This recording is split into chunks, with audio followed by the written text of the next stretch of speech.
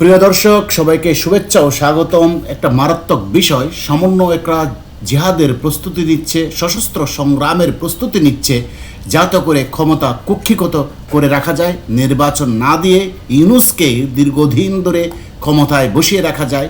এবং তার সাথে যুক্ত হয়েছে কারা? সেনাবাহিনীর কিছু বিপদগামী সদস্য। আমরা শুনি একটু এই জেনারেল কি বলে।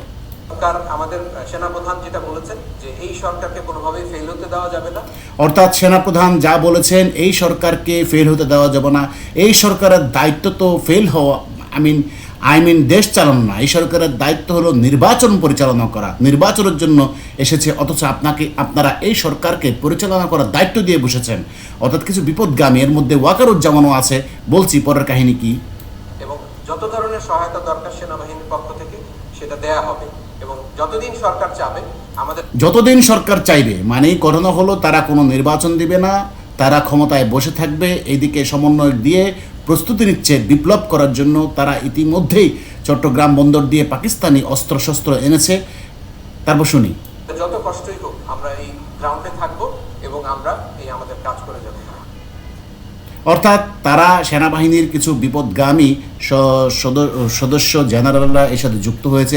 জেনারেল ওয়াকার আগে থেকেই গোপনে যুক্ত আছে ইউনূসের সাথে। এবং জেনারেল ওয়াকারের একটা ইনফরমেশন, সেটা হলো দাদা ছিল পিস কমিটির সভাপতি, অর্থাৎ তিনি জামাতিপন্থী লোক। তিনি সমস্ত সর্বনাশের মূলে, এই একটা দেশকে ধ্বংসের মূলে। তা আমরা সমন্বয়ের কথা শুনি, আসিফের কথা শুনি, তিনি কি বলে। ইতিমধ্যে আমাদের সহযোদ্ধা মোহাম্মদ নাহিদ ইসলাম তিনি বলেছেন যে 5ই আগস্ট আমরা সশস্ত্র সংগ্রামের ডাক দেওয়ার জন্য প্রস্তুত ছিলাম। আমরা সর্বাত্মকভাবে প্রস্তুত ছিলাম যদি আজ, অর্থাৎ নাহিদ ইসলাম বলেছে, সেও আবার বলছে তারা সশস্ত্র সংগ্রামের জন্য প্রস্তুত ছিল। অর্থাৎ তাদের অস্ত্রশস্ত্র গোলাবারুদ মজুদ ছিল সংগ্রামের জন্য। পরবর্তীতে তারা থানা লুট করে প্রচুর পরিমাণ অস্ত্র থানা থেকে নিয়ে যায়, গোলাবারুদ নিয়ে যায়, সেগুলো তাদের হাতে এখনো সংরক্ষিত আছে। তারপর শুনি একটু কি বলে। আমরা গণভবন দখল না করতে পারি, তাহলে কাল থেকে কাউকে আর নিরস্ত্রভাবে আসার আহ্বান জানাবো না। নিরস্ত্রভাবে কাউকে আসতে আর আহ্বান জানাবে না, সশস্ত্র হয়ে আসতে আহ্বান জানাবে। অর্থাৎ জঙ্গিদের, জিহাদিদের কাছে প্রচুর পরিমাণ অস্ত্র গোলাবারুদ ছিল, তার কথাই এখন স্পষ্ট হচ্ছে।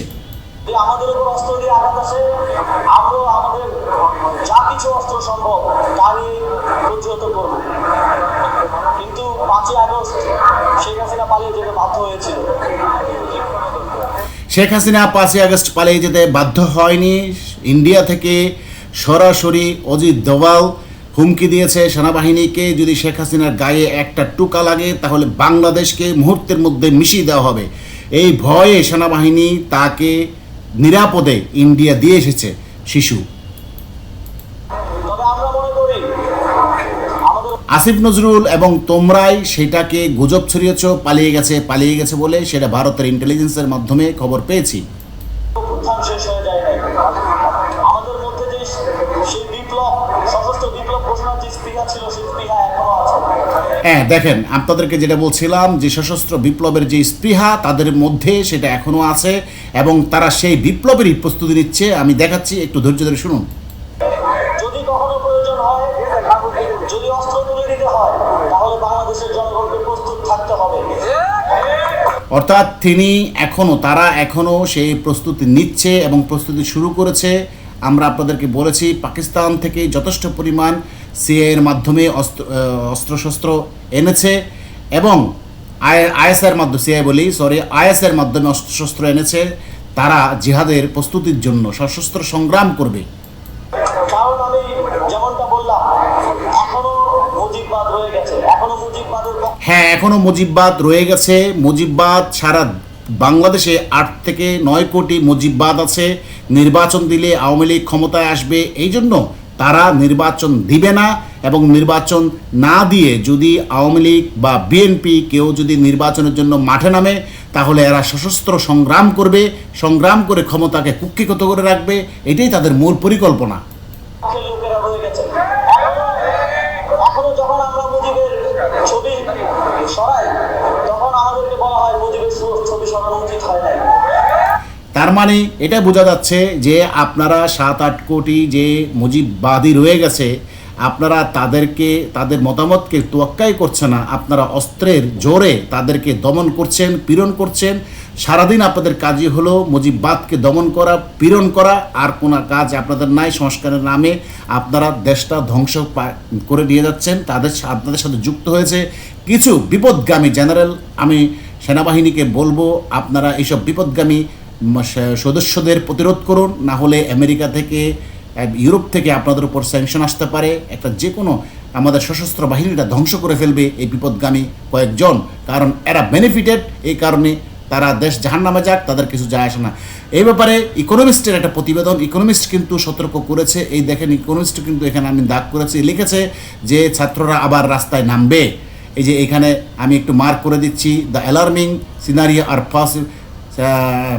scenarios are possible. The student protest as frustrated Mr. Yunus finally tolerant approach to the Awami League could take street again তারা নামতে পারে।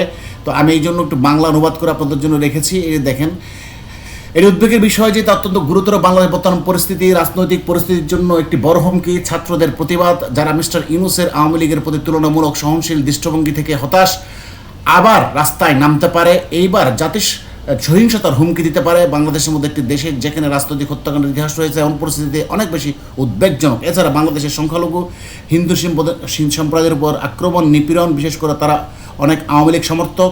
হিন্দুরা দেশের মোট জনসংখ্যার 8% হলেও তারা রাজনৈতিক অস্থিরতার শিকার হচ্ছে। তা বাংলাদেশের সমাজে গভীর বিভাজন এবং সহিংসতা সৃষ্টি করতে পারে। অর্থাৎ আওয়ামী লীগ দমনপীড়ন। দ্য ইকোনমিস্টের রিপোর্ট এটা আপনারা যদি দেখেন, তাহলে ইকোনমিস্ট এই সতর্কবাণী করেছে, ছাত্ররা আবার রাস্তায় নামবে সশস্ত্র হয়ে বিপ্লব করার জন্য। অর্থাৎ এই দেশটাকে এরা আবারও সহিংসতার দিকে নিয়ে যাবে, ক্ষমতাকে কুক্ষিগত করে রাখবে।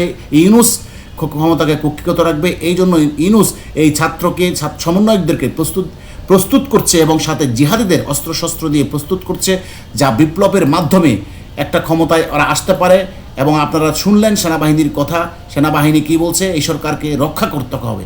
পক্ষান্তরে এদের দায়িত্ব ছিল একটা সুষ্ঠু গ্রহণযোগ্য নির্বাচন দিয়ে, নির্বাচনের মাধ্যমে সংস্কার তারাই করবে যারা এই নির্বাচিত হবে, পার্লামেন্টের মাধ্যমে করবে। কিন্তু তা না করে তারা উল্টো পথে হাঁটছে এবং আমরা দেখতে পাচ্ছি গোপনে পাকিস্তান থেকে অস্ত্র এনে দেশটাকে সর্বনাশের দিকে এরা এগিয়ে নিয়ে যাচ্ছে। অর্থাৎ দেশে গৃহযুদ্ধ আসন্ন, প্রিয় দর্শক। সুতরাং আপনাদেরকেও প্রস্তুত থাকতে হবে এই সমস্ত জিহাদি সন্ত্রাসীদের মোকাবেলা করার জন্য। এরা শেখ হাসিনাকে কত গভীরভাবে ষড়যন্ত্র করে দেশটাকে ধ্বংস করে লুটেপুটে খাওয়ার জন্য এরা এই কাজটা করেছে। আপনাদের বোধোদয় হচ্ছে আস্তে আস্তে, আগামীতে আরও হবে। দেখেন এরা কী করে, দেশটাকে কোন নৈরাজ্যকর পরিস্থিতিতে এরা নিয়ে যায়। এবং আস্তে আস্তে দেখতে পাচ্ছেন শিল্প, কল কারখানা সব কিছু বন্ধ হয়ে যাচ্ছে। ইনফ্লেশন চরম মাত্রা ধারণ করেছে, বাজারে আগুন লেগেছে, রিজার্ভ তলানিতে চলে যাচ্ছে। কোনো দিকে এদের খেয়াল নাই। এদের খেয়াল হলো আওয়ামী লীগ যেন ক্ষমতা আসতে না পারে, যেন নির্বাচন না হতে পারে। আপনারা দেখেছেন জরিপে আওয়ামী লীগের জয় আর জয়। সুতরাং আওয়ামী লীগ ক্ষমতা আসবে, এদের মধ্যে আতঙ্ক ধরে গেছে। একটা হলো এরা যা অন্যায় অপরাধ করেছে এদের শাস্তি হবে, সে একটা অন্যায়। আরেকটা হলো এই ক্ষমতা কুক্ষিগত করে রাখতে পারলে এদের পকেট লালে লাল হবে।